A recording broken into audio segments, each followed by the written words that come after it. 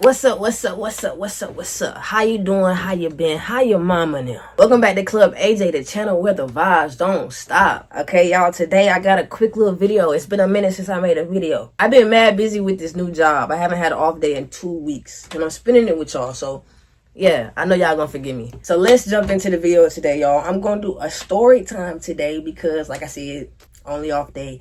And these are quicker to edit. I'm gonna be honest with y'all. And I got a couple things I can talk about. So today, we're gonna talk about the time I saw a ghost. I'm serious.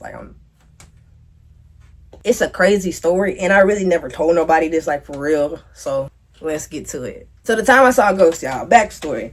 Okay, so I went to school. Like I told y'all, born in Louisiana, okay? So I went to school in Louisiana. I started off elementary and stuff in Mississippi, but then I did middle school and high school in Louisiana. So in high school, I got a job, right? And I was working at this restaurant, okay? So the thing about this restaurant, I don't want to say the name of the restaurant because I don't really want to do all that, but the restaurant is really famous. It's a famous restaurant, like the Ghostbusters or Mythbusters. So one of them have done a video at this place because it's known to be like one of the most haunted places in America, like at least top 5. Like this place, it's a plantation. It's a plantation, y'all. It's a plantation. It's a place where my ancestors, I'm so serious. I did an ancestry tree. All of my family, until I can't go back no further, all of them born and died in the same city where this plantation was, right? So as far back as I can go, my family was raised in this city, right, in Louisiana. And I'm not gonna lie, I could feel when I went to this restaurant, when I got the job, like I could feel something. I still to this day can't put words to it. Like I knew there was something here that it was to respect. Like there was something to respect that wasn't the people that I was looking at, right? So back to the story. Got a job in high school at this restaurant. It was a plantation, y'all. Like I ain't gonna lie. I ain't used to like telling people I used to work at a plantation. I just say I worked at a restaurant because the restaurant, okay, yeah, like this place is so, like, for me, it's mad controversial. I hate saying it because, no lie, this is one of my favorite jobs. The people I met there, the relationships I met there, and like just the land, like the land itself, I can't explain it. I really think my family died there. It was buried on this land. But anyways, I don't want to talk bad about it, but the plantation, it uses the building that was like, it was renovated, but it's essentially the original building where the slaves used to work and report, well, the masters used to live at. But they do tours of this building, right? They do tours of this building, and they have people like dress up from that time period and like tour guide people through this building. And the stories, I can't explain. Like, I'm not saying they're not doing justice to, like, they sharing the story of what happened on that plantation, but it's just a piece of that story. And they make it sound like of course slavery was bad. They're not making it sound like slavery was good, but it's just weird, man. People come from all over the world. Where I worked there for about two years. I came back a little bit throughout college. People from all over the place. I'm talking about London, Paris. People from all over the country come to this place because it's known to be haunted. So they do these tours, and they explain one of the biggest plot of the whole tour is how a ghost named, they explain how it's haunted by the main characters of the story. And there's a slave woman, enslaved black woman. With all this information, y'all gonna probably be able to figure out where I'm talking about. But there's this enslaved black woman named Chloe, and she was the caretaker of the kids, the master's kids, who owned the plantation. And somehow she was about to get kicked out, I think for eavesdropping. She was about to get kicked out for eavesdropping. She was listening in on what the master was saying on one of his meetings, and he cut off his ear, right? This is a big part of the tour. They cut off her ear, okay? So, but they don't make it seem like it's a terrible thing. It's just a part of the story. And I'm not gonna lie, I don't think I've maybe seen one black tour guide. Is that it's not that big a deal when you're not black. Probably not a big deal to them. But that's just a piece of the story. I don't think I've maybe seen one black tour guide. But they don't make the story seem like as horrendous as it is. Like these people were getting treated like animals. But anyways, they did tell the story how she get her ear chopped off, okay? And so she put some, I think it's coriander, it's whatever this plant is that's, it could kill a horse, a piece of it could kill a horse. She put some of it in, she worked in the kitchen after that. She put some of it in a birthday cake for the kids, and they end up dying. right? And I don't know, a lot happened. She died. She's one of the biggest, most active ghosts on the plantation, apparently, according to, I think even the episode on Ghostbusters confirmed this. And there's also a room, I think the room where she got her ear cut off is one of the most active places in the building. So yeah, that's a little backstory. This city has, I think, they have like maybe 4 to 5 plantations in this city alone. This city it was ran by plantations. It's still there. It's known as a tourist attraction, which again, to me, is weird now in 2025, how a plantation is known as a tourist attraction, and the tourists that go there are all white people. Some black people go. I'm not saying that. Y'all know what I'm talking about. Okay, I had to go do something real quick. I don't remember where I was, but yeah, look, that was the background on the city itself. I worked there through high school. But about 5 months in, I ran into this yard keeper. It was a black lady. She was a shorter black lady. I don't know how we ended up talking. I don't know why we ended up talking, but I don't know much of the conversation, but she said, make sure you tell them that they can't come home with you. I don't know why. That's the only thing I took for that conversation, because when she said it seriously. And it was weird because she was, you know, a religious Christian lady, but she really believed in this. So fast forward to the night that all this kind of happened, I'd already had like things kind of happen, weird things happen while I worked there, like a plate or some silverware fly off the shelf. Like I've had weird stuff happen, and I never went and tell people, because for me it was more of a sacred experience for me, because I never felt like my life was in danger or was scared. And I remember one time, like after this I'm going to get to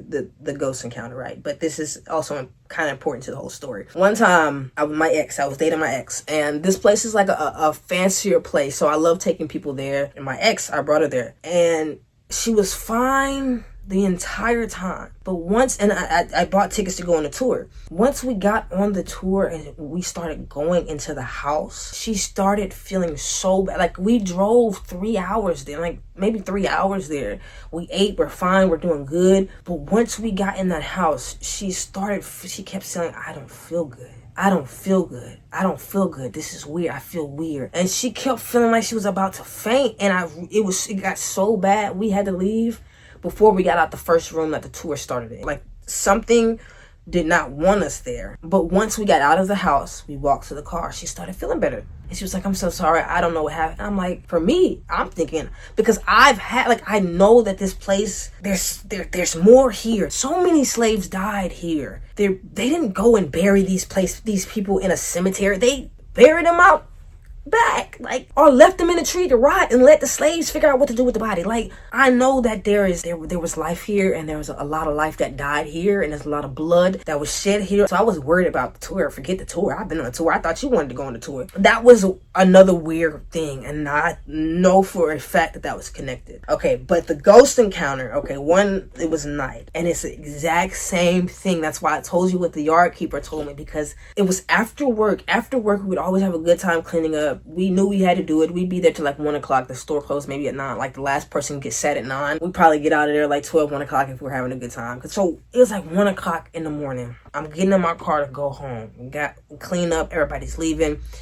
I'm getting in my car to go home, to drive an hour home. And I don't know, but for some reason, I had the feeling that something was in the car with me. And I didn't feel scared. Like that's what another weird thing for me, because if somebody jumped from around this corner right now, my heartbeat's gonna be, that's just how I am. I don't like stuff unexpected. I still felt like there was nothing going to happen to me that I didn't want to happen to me. So I got in the car and I felt like someone was there. Something was there with me in the vehicle. And I just said it. For some reason, I wanted to say it. I just said it. Chloe, you can't come home with me. That's all I said. I said that. And when I said that, my back door closed. Bro, no one is going to believe me, man. No one is going to believe me. I never tell people this story because it's kind of anticlimactic. But like once you hear the background and the whole story of what and where, I said, Chloe, you can't come home with me. I named her. I called her. And the back door closed. Don't know when it got open. I don't know. But my back door shut itself. It wasn't a windy night. Y'all can say whatever y'all want to say. It's a story time. I'm telling y'all the story that happened to me. Okay, the door closed, man. The door closed. Like, to this day, I still feel goosebumps on my leg, man. And I just went on about my day. I went on about my night. It's pitch black outside. After that happened, I did feel like, oh man, this is real. And I really started to believe, like, I really do think some of my ancestors really died there, like, on God. To this day, like I said, I just graduated college in May. Like, between junior and senior year, I went back to work there because, again, it's a good job. I like the job. I know how to interact with people. I'm great with customers. Went back to work there. And I felt like I was being welcomed when I came. It's energy, y'all. I can't explain it. I felt welcomed with, like, nobody could have been in the room. I could have just walked onto the grounds, onto the plantation. And it felt like I was being welcomed. Like, not... I can't explain it. Like, that's mad weird. But it's some serious, like, I'm telling you to this day, every October, y'all should, like, I'm still not gonna name drop it. It's one of the top 5 haunted places in America. And my black ass was there working at the plantation, making money. I was making money for my folks. You feel me? But that's the story, y'all.